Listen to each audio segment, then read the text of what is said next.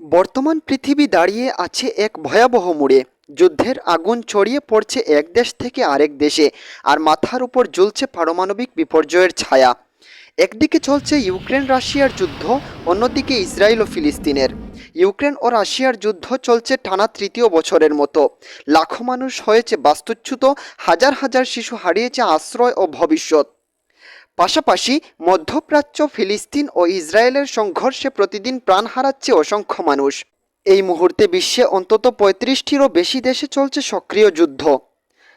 প্রশ্ন এখন একটাই, যদি পারমাণবিক অস্ত্রের ব্যবহার শুরু হয় তাহলে কতটা বিপর্যয়ের মধ্যে পড়বে বিশ্ববাসী? বিশ্বে এখন ৯টি দেশের হাতে আছে ১৩,০০০-এর বেশি পারমাণবিক অস্ত্র। যুক্তরাষ্ট্র, রাশিয়া, চীন সবচেয়ে শক্তিশালী দেশগুলোর মধ্যে উত্তেজনা বাড়ছে পারমাণবিক অস্ত্র ব্যবহারের সংখ্যা। বিশেষজ্ঞরা বলছেন, যদি কখনো পারমাণবিক যুদ্ধ শুরু হয় তা হবে মানবজাতির জন্য এক চূড়ান্ত বিপর্যয়। নিউক্লিয়ার উইন্টার বা পারমাণবিক শীতলতা ধ্বংস করতে পারে কৃষি ব্যবস্থা, খাদ্য উৎপাদন ও পরিবেশের ভারসাম্য।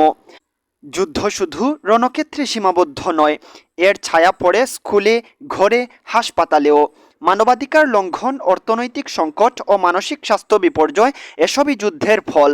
বিশ্ববাসী এখন এক কঠিন প্রশ্নের মুখোমুখি, আমরা কি এক নতুন বিশ্বযুদ্ধের দিকে এগুচ্ছি? এই দুনিয়ায় যুদ্ধ নয়, প্রয়োজন শান্তি, প্রয়োজন সংলাপ, কূটনীতি ও পারস্পরিক শ্রদ্ধা। যে জাতিগুলো পারমাণবিক অস্ত্রের মালিক, তাদের আরও দায়িত্বশীল ভূমিকা এখন সময়ের দাবি। মানবজাতির ভবিষ্যৎ এখন আমাদের সবার হাতে। আমরা কি শান্তির পথে হাঁটব না ধ্বংসের? পুরো পৃথিবীর মানুষ যেন এখন এই স্লোগানটাই তুলছে, যুদ্ধ থামান, মানুষ বাঁচান, পৃথিবী আমাদের সবার। তারেক আহমদ, রিহা নিউজ।